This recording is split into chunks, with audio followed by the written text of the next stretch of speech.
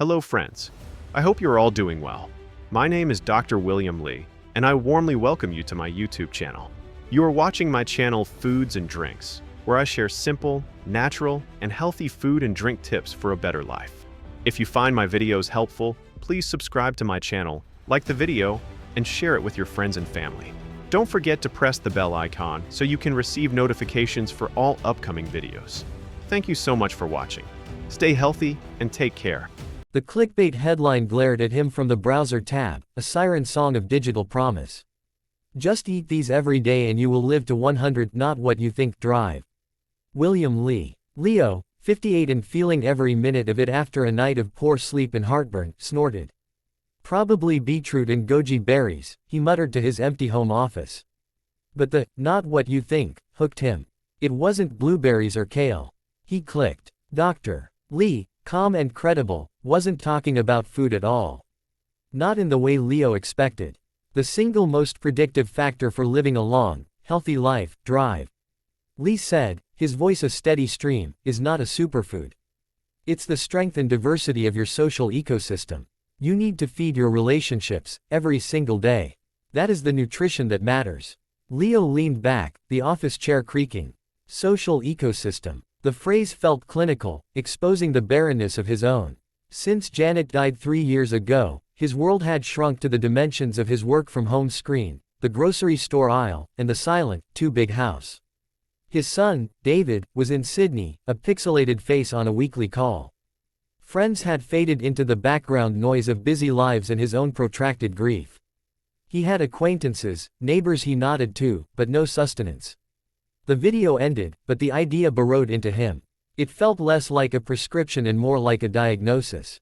He was socially malnourished. The next morning, instead of doom scrolling with his coffee, Leo made a list. Not a grocery list, but a social nutrition list. It felt absurd, transactional. But desperate times. Item 1. Daily interaction that is not transactional. The barista, Susan, who always asked how he was. He usually just said, fine. Today, when she asked, he looked at her, really looked, noticing her new, vibrant purple glasses. I'm okay, Susan. Those glasses are fantastic. They look like amethyst. Her face lit up. Aren't they? My daughter picked them. A 30-second exchange. As he walked away, he felt a tiny, almost forgotten spark.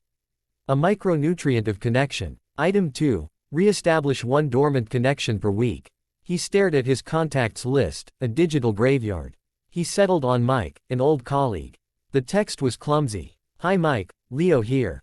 Was just remembering that disastrous client dinner in Sheffield with the exploding pen. Hope you're well. The reply took an hour.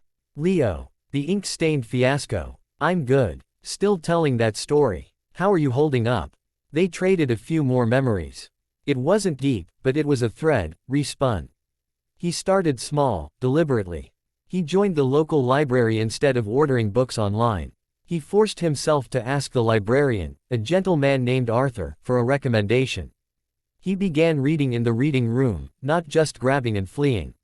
He became a regular. Nodding at other regulars became smiling. Smiling became saying, that looks interesting, about a book. It was terrifyingly slow, like rehabilitating an atrophied muscle. The biggest item on his mental list was the hardest, find your pod. Dr. Lee had spoken about tight-knit groups, pods, of mutual support that formed the core of a healthy social ecosystem. Leo's pod had disbanded. He needed to grow a new one, but from what? He had no hobbies. Then he remembered Janet's neglected pottery wheel, gathering dust in the garage.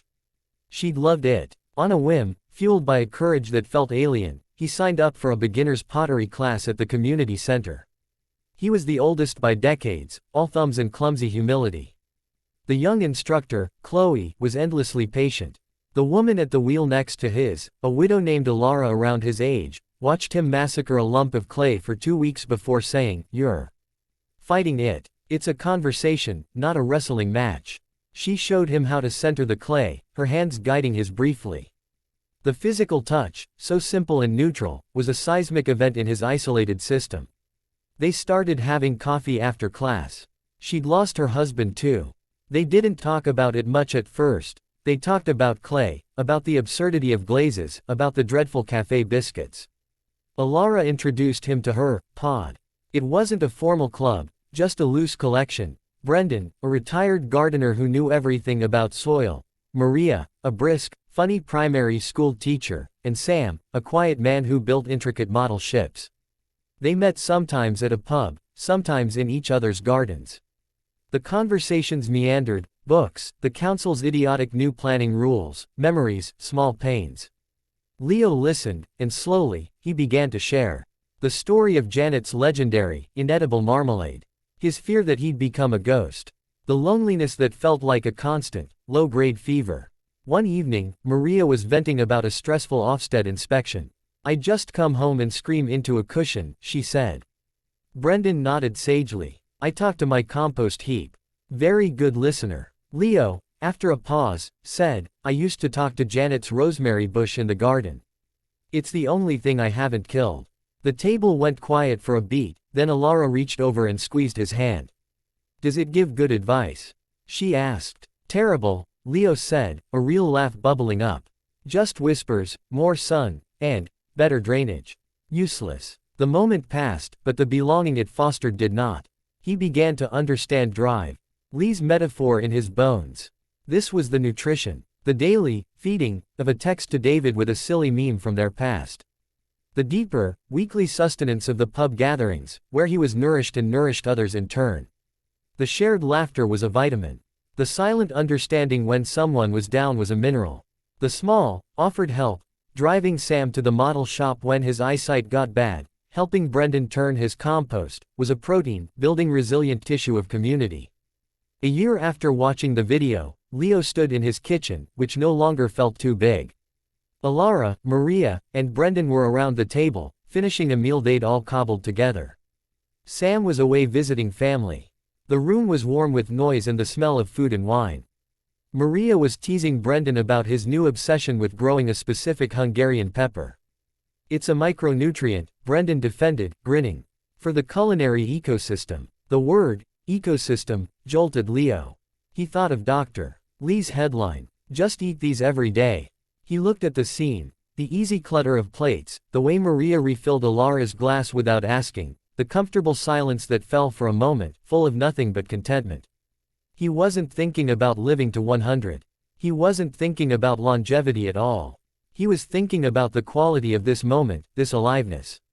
The crushing weight of the years after Janet had not disappeared, but it was now counterbalanced, woven into a network that held him. He realized the headline had it wrong, and right. It wasn't about finding the magical, secret, these, to consume. It was about realizing that these, were not things you bought, but moments you built. The daily bread of connection.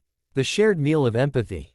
The dessert of laughter. You had to eat of it, partake in it, regularly, for it to become the fabric of your life. "What are you smiling at, Leo?" Alara asked, her eyes crinkling. "Just thinking about my diet," he said.